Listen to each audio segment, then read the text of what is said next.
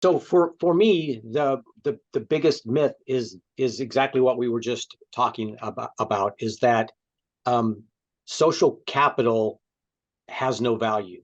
That I'm really going to place the value on the fact that we spend money on the Google AdWords, that we've taught you a sales process, that we provide a CRM uh, lead generation process, that we create this content for you. And they don't place enough value on the fact that know, like, and trust. If I know, like, and trust you, that is what's going to open doors, and that's what's going to keep clients on base, on board, and that is what's going to help close deals and shorten the selling cycle. So the biggest myth for me is, again, the lack of energy put into encouraging employees to build that social capital.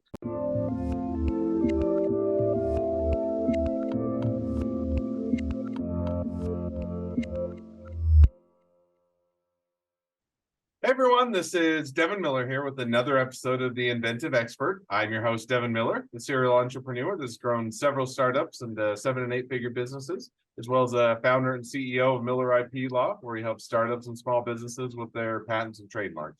If you ever need help with yours, just go to inventive, or not inventive journey, but strategymeeting.com, grab some time with us to chat, and we are always here to help. Now, today we've got another great guest on the podcast, Alan C. And Alan, we're going to be talking about a few things, including, with regards to human nature. There's nothing really new under the sun, and particularly when we start talking about marketing. And then we'll dive into consulting roles in marketing and human nature, and that it tends to be the biggest barrier to marketing, and also talk about the 6 areas that Alan sees as far as setting up success for especially with marketing with the small businesses, and when you reach the end of the journey, and or as you reach the end of the journey, how does things evolve, and how do you kind of take a look at that, and marketing through a recession, and cutting your losses early, and all sorts of great opportunities for good expertise and areas of discussion. So with that much as a introduction, welcome on the podcast, Alan. Thanks very much for having me. It's exciting to be here. Absolutely. So now, just as a quick reminder to the audience, so Alan's been on our sister podcast, the Inventive Journey. So definitely encourage people to go and check out his journey there, and find out a little more about Alan. But for those that haven't had an opportunity or haven't had a chance to go catch that episode yet, take a minute or two and just introduce yourself a bit to the audience. Sure. So for the past 16 years, I've been working as a fractional chief marketing officer. So I help companies mostly between that intersection of content development and social media marketing, and mostly for the purpose of lead generation and developing deeper relationships with their customer base. And my focus is almost 100% in the B2B world. So now you focus on helping them, particularly in the B2B world, on marketing. And so great introduction. And now to dive into some of the topics at hand. I mean, one of the things that I think was, a bit of a perspective that you raised, and I would love to get a little bit more of your thoughts on it, was talking a little bit about, there's nothing new under the sun. Now that's a bit of a play off of, some other, previous Ray's expertise or philosophies. But if you were to take that more into human nature and maybe a bit into the marketing realm, give us a bit of an idea as to a little bit more as to what you have, or what that means. Right. So when I use that phrase, there's nothing new under the sun. Forever, we as humans, we're dialed into radio station WIIFM. So what's in it for me? And for a marketer, it's really, really important to keep that phrase or that concept in mind, because so often in marketing, the content that's developed is based around telling the audience all about us, all about what the product offers, but it's not saying what's it going to do for me as the customer or the prospect. And so This is something that I focus on a lot with my clients, both small and large. And along that journey, I've developed this Rubik's Cube, which involves the 6 things that I think most companies need to try and take a look at. And that is strategy, technology, processes, money, time, and training. Uh, for both small and large businesses, those six areas are often one or more are often overlooked, and you really need to, as a small business, even as a large business, get into each of those areas and determine how you're going to address that as it relates to your target market. Hmm. So now, so you get into some of those areas and you start to touch on them, but walk us through a little bit more. You know, I think I think it relates, but maybe not. But one of the things that you hit on is, human nature is with marketing is one that within those areas and just in general is one that you tend to hit on and hit into a lot with marketing. And tends, as you mentioned when we chatted a bit before, is one of the big barriers to marketing. And so walk us through a little bit more is that how is human nature tend to be a barrier at times with regards to marketing efforts, and how do you address that, or how do you approach it? Right. So within the B2B world, which I'm in, and typically we're talking about sales cycles that can be very long, very complex, that involve multiple personas. So it's just not trying to sell to one person, but there may be a committee that you're needing to address. And often these deal sizes are quite large, 6, 7, 8-figure type deals. And so the sales process can be very long, very complicated, very complex, dealing with these multiple personas. Now, at the end of the day, though, again, we're in it for what's in it for me, but we also like to do business with people we know, like, and trust. So know, like, and trust. Do I know? Do I like? Do I trust you? And too often, and I get it, you've got the pressure of a quota. You need to make your numbers this week, this month, this year, and you're trying everything you can possibly do to close that deal, close that proposal. But if you haven't done that homework first, if you haven't built those relationships, if you haven't learned all the different personas that are going to be involved in that decision, then you're going to be in real trouble. And for me, since my intersection that I work on is the content development, most particularly through social media, is that the LinkedIn tools like LinkedIn, Twitter are very powerful tools for being able to create content, get in front of your audience, see what they're saying about their own business or about their own work, learn their personalities through these social platforms. And too often, again, we want to just jump to here, sign on the bottom line. And if you haven't created that know, like, and trust situation first, then you're going to be in for some heartaches. No, I think so. Now, how do you go about kind of establishing that, and whether it's that trust and kind of going through that and setting that up for success? Right. So this is where that Rubik's Cube comes into play around strategy, technology, processes, money, time, and training. First of all, it's establishing the strategy. Am I just going to play around with social media, or am I really going to make this a tool within my company?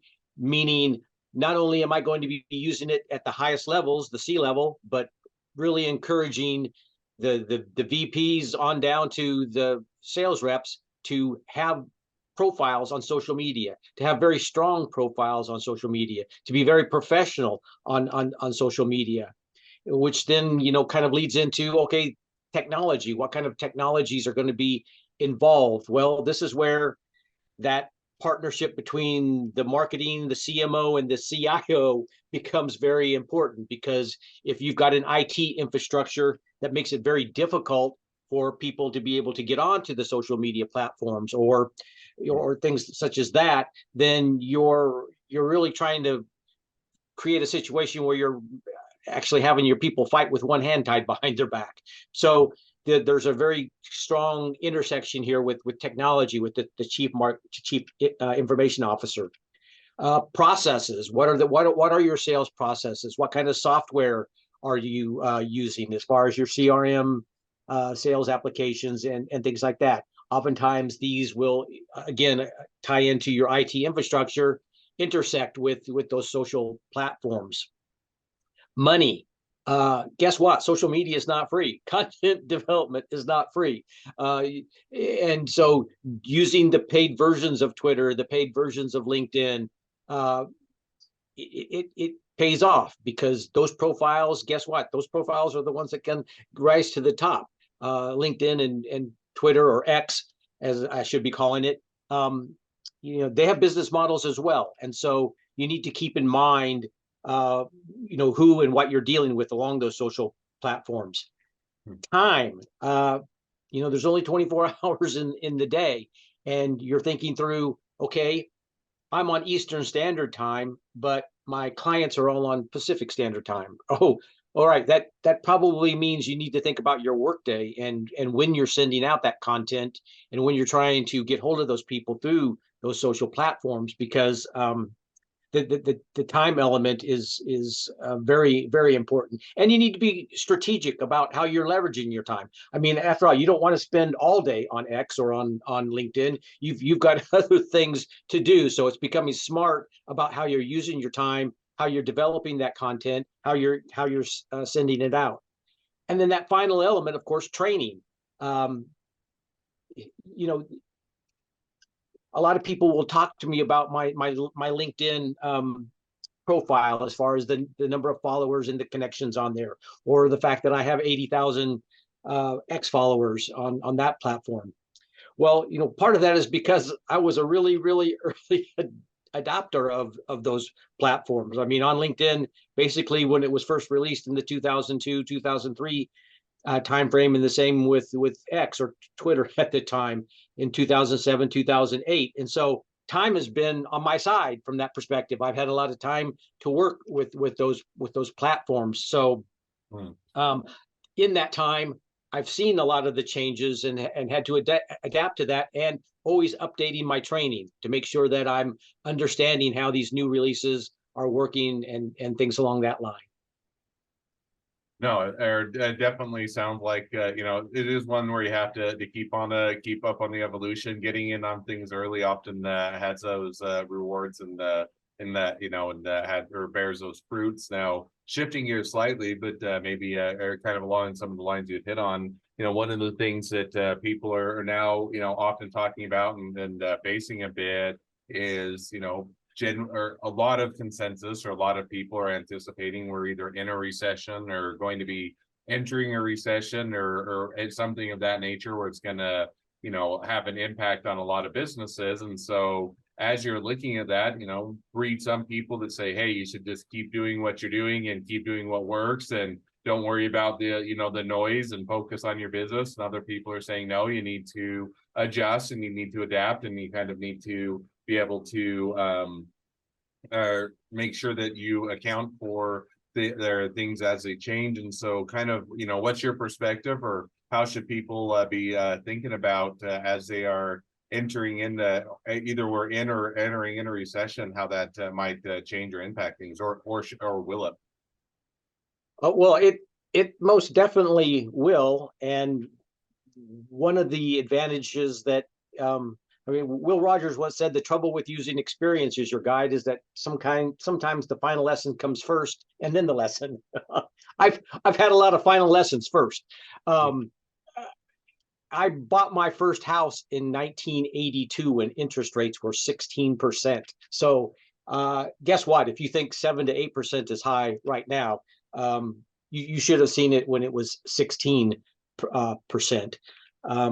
I was young in my career during the 87 crash. Of course, the 2001 and the 9/11 incident, the 2008 recession.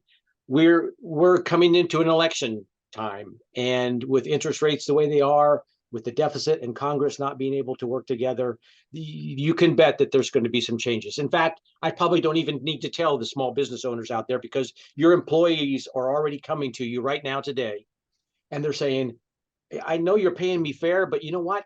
The $100 at the grocery store doesn't buy the same amount of groceries that it did 6 months ago. We kind of need a raise. We want a raise, and it's tough to have to sit there and look at them and go, I hear you, but the cost of our goods, the cost of to do our jobs is rising. The price of fuel is rising.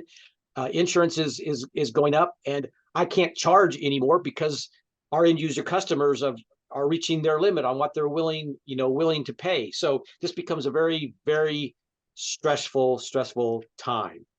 And when I look at situations like that, I think through in the stock market world, there's this theory that, let's say you bought a stock at $100, and it drops 7 to 8%. So now it's all of a sudden you bought it at 100, and the next day it's $92, $93. Well, in theory, there's a theory that says if it's dropped that low, you made the wrong decision to purchase at the wrong time. I mean, yeah, it might go back up, but your timing was off. You got into it wrong. And so to save your capital, to save your portfolio, you should go ahead and cut your losses early, and go ahead and get out of it and try again. Now that's easier said than done, because we get emotionally tied into the projects that we're doing and everything. But it's something that you need to think about. Is it with what's going on? Are there projects? Are there things going on within the business that, you know what, we're not making progress here anymore. I'm just not happy doing this anymore. I'm not learning anything new, from it. Those are also all reasons that you might want to cut your losses. Is not only that pricing or economically it's not working out, but it's a situation where you're just not having any fun with it anymore. It's not challenging to you anymore, and you're rethinking the projects and the directions that you're going, and asking yourself that hard question. Right now with things, is it time to cut my losses and regroup and take another spin at this in a different way? No, I think now, how do you go about, because it's kind of, there's a meme or a picture, whatever, they'll post around the internet, and you see, hey, there's a person that's mining or digging in that, and they're 1 foot away from hitting their riches, and it's going, to change their life, and they give up and walk away. And so, in that sense, sometimes you're saying, hey, do I cut my losses because it is the right thing to do, and it's just doesn't make sense to continue to pursue, versus, hey, if I stick with it a little bit longer, things will turn around, or it'll make sense, or I'm so close, or those type of things. And it's, retrospectively, it's always easy to see what you should have done, but at the time, and as you're making those decisions, not always as straightforward. So any thoughts on how you go about identifying what losses you might look to, or how you go about determining when to cut your losses? Well, so what I just told you, Thomas Edison would have violently disagreed with me, because I think he's quoted as saying, I can tell you 10,000 ways that you don't build a light bulb, because he went through that many iterations before he finally, got it right. And yeah, there's the cartoon of the person in the mine, and they're literally a couple inches away from the gold vein, and they stop. What I will tell you is that when I say cut your losses earlier, cut your losses, this is a very, very, very, very personal decision. It's a personal decision, and you're the only one who's going to know your personality and whether or not you're wired to be able to make a decision of that kind. Certainly, what you might want to do is, open the conversation up to your trusted circle of advisors and talk to them about what you're stressing over, or the challenges that you see, and get those second, third, fourth, fifth, sixth opinions. Now, all of those opinions might come from all different directions and be all different ways and not help you at all. And this is where, this is why, a lot of the people in your audience started a business. They wanted to be the captain of their own ship, and to drive it the way that they wanted to. And now with times being the way they are, it's it's not a time to turn over the leadership. I mean, you've signed up for this journey, and now you have to decide, okay, from this point on, where do I really want this journey to go? And again, I'm not going to tell you that it's an easy decision. I mean, I can look back on my I'll I'll be turning 65 in January. I can look back over my 45 years of experience and look at lots of decisions that hindsight's 2020. If I'd known certain things, I certainly wouldn't have done that. But you know what? I did it, and I'm wired to be able to lick my wounds and go on with it. So again, it's a personal decision, and seek out your trusted advisors, and then make the decision and go on. No, I think that that makes sense, and I think you hit on a couple things. One is that you are in the best seat to make that decision. Not that you can't go to trusted advisors, not that you can't get that feedback, and they can oftentimes provide valuable insights. But at the end of the day, one, you're going to have to make the decision because you're going to have to live with it. But two, you have the experience, you've been on the ground, and you have to look and make what you feel is the best decision for you at the time. And you're never going to have that perfect knowledge or perfect understanding as to what is the absolute right decision, but you work with the best information and the best understanding that you have. And so I think that's definitely makes sense, and some great advice and great takeaway. Now, one of the things that we did, and you started to hit on, but maybe just to circle back, is when you are looking at that recession, so certainly cutting losses earlier and identifying what you can cut now. Anything else as you're looking at being in a potential recession, and how that might impact marketing because you can only cut so much, right? So there's only so much fat to trim. There's only so many things you can pull back on. But unless you're just simply closing down the business, you still have to reach customers. You still have to sell things. You still have to be able to continue the cash flow in. So any other thoughts as to how you might adjust marketing and outreach and connecting with people or growing the business during that recession period?